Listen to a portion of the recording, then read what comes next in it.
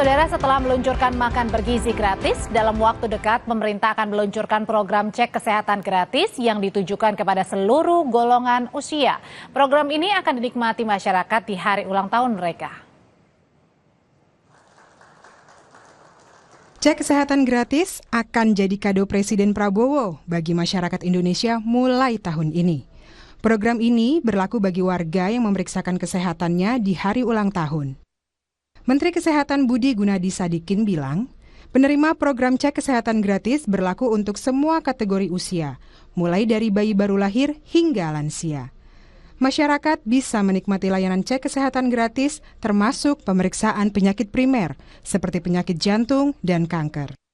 Medical check-up gratis segera akan kita luncurkan dan itu akan dibagi by usia untuk kelompok balita. Jadi baru lahir pun ada tuh screeningnya harus dilakukan. Kemudian anak-anak, remaja karena beda screeningnya, kemudian dewasa dan juga lansia. Karena screeningnya berbeda-beda, karena jenis penyakit yang diperiksanya juga berbeda-beda. Nah, screeningnya dilakukannya di mana? Screening ini dilakukannya di fasilitas layanan kesehatan primer. Karena tujuannya apa? Kalau bisa mengidentifikasi potensi penyakit. Pemerintah mengucurkan anggaran program pemeriksaan kesehatan gratis dari APBN 2025 sebesar 4,7 triliun rupiah. Dengan target 60 juta orang penerima manfaat di tahun 2025 dan sebanyak 200 juta orang di tahun berikutnya.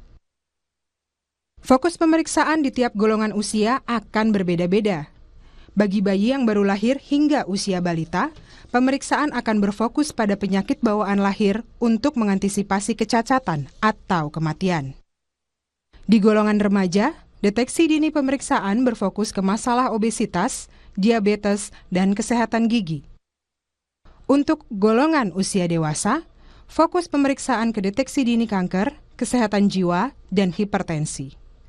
Untuk lansia, pemeriksaan akan fokus pada Alzheimer, osteoporosis, resiko stroke, dan kesehatan umum penuaan lainnya. Untuk menikmati manfaat program cek kesehatan gratis, masyarakat hanya perlu mengunduh aplikasi Satu Sehat Mobile. Nantinya, melalui aplikasi tersebut akan diberikan notifikasi terkait lokasi dan kapan pelaksanaan cek kesehatan gratis bagi masing-masing orang. Aplikasi Satu Sehat Mobile, kita mendaftar di situ. Nanti dapat notifikasi. Nah, notifikasi itu akan menunjukkan di mana mereka bisa mendapat pemeriksaan kesehatan gratis itu di puskesmas mana. Nanti kalau sudah ditunjuk misalnya puskesmas A mereka datanglah di hari ulang tahun itu untuk mendaftarkan kembali. Saya sudah dapat notifikasi dan saya bisa mengecek kesehatan saya di sini. Nah, nanti diverifikasi sama petugas kesehatannya. Program cek kesehatan gratis diharapkan bisa meningkatkan mutu kesehatan masyarakat, yang manfaatnya bisa dirasakan merata. Tim Liputan, Kompas TV. Saudara, bagaimana program cek kesehatan gratis bisa dinikmati seluruh masyarakat dan sebesar apa sebenarnya urgensinya bagi masyarakat? Kita sudah bergabung malam hari ini untuk memperbincangkannya dengan Hermawan Saputra, Ketua Ikatan Ahli Kesehatan Masyarakat Indonesia. Mas Hermawan, selamat malam. Selamat malam, Kompas TV. Sehat dan bahagia selalu buat semua ya. Ya, amin. Mas Hendrawan, apa sih respon pertama dari YAKMI ini terkait dengan medical check-up yang digratiskan nih buat masyarakat kita? Ini secara filosofis cukup bagus karena berkaitan dengan orientasi kesehatan masyarakat itu sendiri. Kalau kita lihat paling tidak filosofi ini bergerak pada tiga tujuan utama. Tujuan pertama adalah menyangkut health protection. Itu dengan didapatkannya data kesehatan dasar itu bisa dilakukan mitigasi resiko. Orang yang tadinya punya resiko bisa dicegah untuk tidak jatuh sakit. Jadi disinilah fungsi tujuan health protection. Yang kedua itu berkaitan dengan disease prevention. Pada orang-orang dengan resiko bawaan karena adanya faktor kongenital atau herediter, ini juga bisa dikenali atau dikontrol resikonya. Maka pencegahan penyakit akan membuat masyarakat kita masuk pada filosofi yang ketiga, yaitu improve quality of life. Dan menyangkut increasing productivity atau peningkatan produktivitas termasuk nanti kaitannya dengan ekonomi pembangunan nasional. Secara filosofi, screening kesehatan dasar ini memberikan tujuan agar kita mendapatkan fakta paling tidak terhadap 60 juta bangsa Indonesia dengan segmentasi usia, karena pendekatan ini kan Mbak, pendekatan yang sifatnya life cycle approach atau pendekatan siklus hidup berdasarkan segmen usia mulai dari bayi, balita, anak, remaja, sampai dewasa, lansia ya Mas Hermawan. Oke, kalau sebenarnya medical check up gratis ini sudah pernah juga nggak sih ada di luar negeri misalnya, sehingga itu menjadi rujukan kita? Kalau luar negeri itu kan sifatnya lebih ke kesehatan perorangan.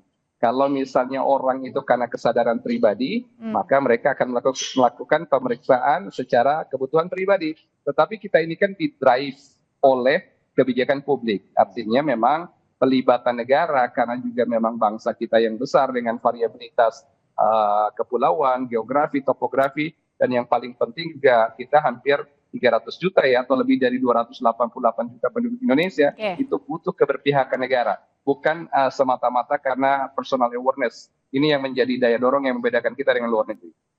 Nah, dengan adanya medical check up gratis ini, Mas Hermawan sebenarnya melihat juga nggak sih bahwa sebenarnya sistem perbaikan ini mau terus dibenahi, salah satunya dengan medical check up gratis, karena di luar negeri kan kita sudah ini ya, asuransi begitu ditanggung, meskipun kita juga sudah punya BPJS. Sebenarnya apa sih yang dilihatnya dengan medical check up gratis ini sasarannya? Tapi saya coba koreksi dulu ya istilah medical check up gratis. Nah, mungkin ada persamaan, tapi tentu ada perbedaan. Karena di sini segmen usia itu akan menentukan segmen prioritas. Pada usia bayi balita itu akan berkaitan dengan resiko pertumbuhan dan mungkin kelainan bawaan. Tetapi pada anak, pada remaja, apalagi dewasa, itu lebih kepada resiko pencegahan penyakit degeneratif. Tentu ini yang menyangkut pembunuh nomor 1 di Indonesia itu kan penyakit-penyakit sepertinya stroke, cancer, dan juga jantung, ginjal, dan seterusnya, yang memang itu karena gaya hidup sejak dari remaja dan dewasa muda. Nah, tentu saja kalau kita menyebut medical check up, seolah-olah itu adalah pemeriksaan yang menyeluruh terhadap indikasi fisiologis dan biologis tubuh. Tetapi karena ini menyangkut screening kesehatan sesuai dengan segmen, kita tidak bisa mengatakan ini menyeluruh, tetapi akan menyasar pada indikator-indikator tertentu sesuai dengan usia yang mungkin akan berkaitan dengan perencanaan pembangunan nasional di masa datang. Kira-kira itu koreksi yang pertama. Nah, yang berikutnya adalah program ini adalah program yang harusnya, kalau kita dengar dari segi budget yang disiapkan untuk Februari, dimulai dari 2025 ini, yang dari bulan Februari itu kan baru 4,7 triliun. Rasanya perhitungan atau prediksi kami lebih besar dari itu. Tetapi ini adalah langkah yang paling tidak mulai dari awal. Sekaligus kita evaluasi apakah seluruh fasilitas kesehatan di lini primer kita, sekarang kan ini ada istilah integrasi layanan primer. Nah, layanan primer ini sudah dipopulerkan dan sudah dimasifkan, tetapi belum semua puskesmas siap untuk menyelenggarakannya. Ada fase-fase. Nah, pertanyaannya, apakah ketika ini digulirkan Februari, seluruh puskesmas, fasilitas kesehatan primer termasuk klinik-klinik swasta sudah siap atau belum? Karena pada akhirnya ini jangan sampai hanya terbatas pada regional tertentu, karena kesehatan itu adalah hak setiap orang. Nah, berbicara soal tadi, misalnya adakah semua puskesmas ini mengakomodir ya untuk medical check up-nya. Nah, kalau misalnya sudah di medical check up, katakanlah gitu, Mas Hermawan. Nah, ternyata terdeteksi penyakit A, B, atau C gitu. Nah, harapannya apa dari IAKMI sendiri? Apakah ada kontinuitas, dalam artian adalah ketika sudah dicek, ketika ditemukan suatu masalah dalam tubuh, maka kemudian bisa menggunakannya, berobatnya melalui BPJS? Iya, tentu saja. Karena kelebihan lain ini kan akan ditopang oleh istilahnya kan satu data ya, artinya setelah di screening itu terrecord dengan masing-masing orang tuh memiliki data pribadinya yang memang hanya diakses untuk dan oleh dia. Nah, oleh karena itu, kalau dia memiliki data personal itu, dia bisa mengakses fasilitas pelayanan kesehatan. Kalau dia punya resiko, maka resikonya ini dikendalikan. Kalau dia sudah jatuh sakit, maka dia di treatment dan dirawat supaya masa datang itu akan menjadi masa depan yang lebih baik. Kita ambil contoh pada usia anak-anak ya, terutama anak-anak remaja usia sekolah sekitar 12-15 tahun. Kalau screening terkait dengan kekurangan zat besi, kemudian anemia, kalau memang ada indikasi anemia, maka dia harus diberikan tablet tambah darah. Dan kalau tidak, maka nanti dia menikah di usia reproduksinya akan berpotensi melahirkan anak karena dia anemia dengan resiko anak bisa stunting dan seterusnya. Maka itu hal yang tidak diinginkan. Ketika dia akhirnya ditemukan dia beresiko anemia, maka diberikan intervensi supaya suatu waktu dia nanti menikah atau bahkan memiliki anak, maka anak sampai keturunan berikutnya dalam keadaan sehat, tumbuh dengan baik dan ceria. Nah, itu contoh casesnya. Nah, tapi kalau Anda melihat sendiri dari program yang digulirkan sama pemerintah, apakah ini pemerintah melihat karena memang kegentingan akan kesehatan Indonesia, makanya ada program untuk medical check-up gratis? Ini sebenarnya bukan hal yang baru-baru amat ya. Sebenarnya di puskesmas itu pemeriksaan kesehatan dasar itu sudah dilakukan. Bahkan sudah lama lah ya. Cuman ini kan menjadi kampanye yang dikuatkan oleh Presiden kita yang baru ya, Pak Prabowo Subianto dan Pak Gibran Rakabuming Raka. Tujuannya memang agar memiliki data dasar. Dengan demikian nanti kan kita tidak hanya program berkaitan dengan kesehatan gratis ya. Ada kampanye makan bergizi gitu ya, ada pencegahan pengendalian penyakit terutama tuberkulosis, dan ada upaya peningkatan kapasitas layanan kesehatan terutama FKTP.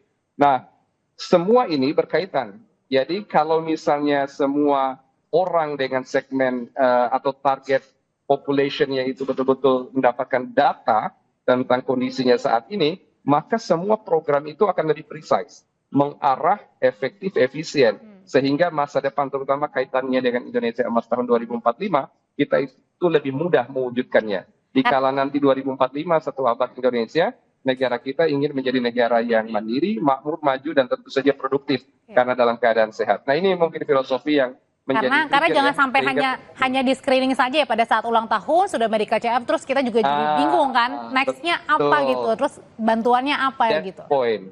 Betul, itu yang kita harus antisipasi. Jangan sampai ini seperti jualan program yang karena orang ulang tahun merasa diberi keuntungan atau bonus, tetapi tidak bernilai apa-apa. Nah, itu tidak kita inginkan. Tetapi bahwa itu adalah menjadi momentum pengingat ketika orang bertambah usia, maka dia wajib juga mengetahui resiko dari pertambahan usia itu. Nah, ini yang harus diedukasi secara berkelanjutan. Tapi juga ada satu isu lagi nanti yang menarik. Data yang ada itu harus tersecure atau terproteksi dengan baik. Kalau ini bocor di ruang publik, tentu ini berkaitan dengan etika demografi yang pada akhirnya bisa menjadi bumerang. Nah, kuncinya adalah proteksi data karena menyangkut data kesehatan ini sangat-sangat konfidensial. Itu juga perlu dikritisi berarti ya untuk pelindungan datanya ya. Karena kan tadi juga melalui satu aplikasi, kemudian juga sudah ada artinya riwayat kita di dalam aplikasi itu ya ketika melakukan medical check-up itu ya Mas Hermawan ya?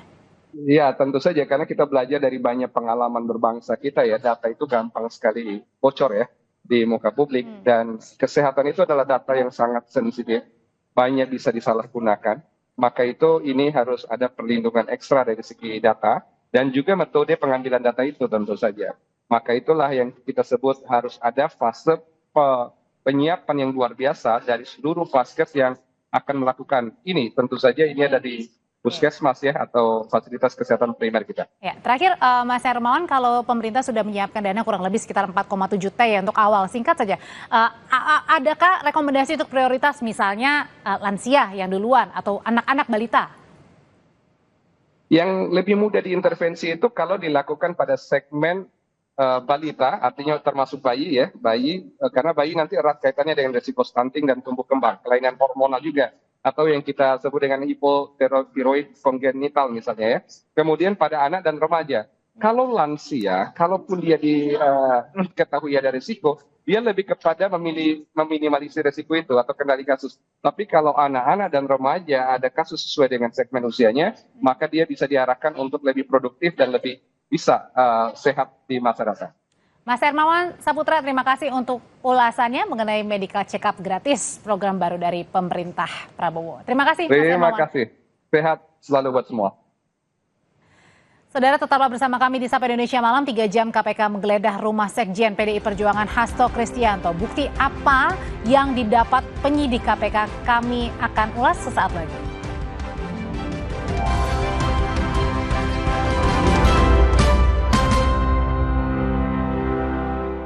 26 provinsi serentak gelar makan bergizi gratis. Presiden pun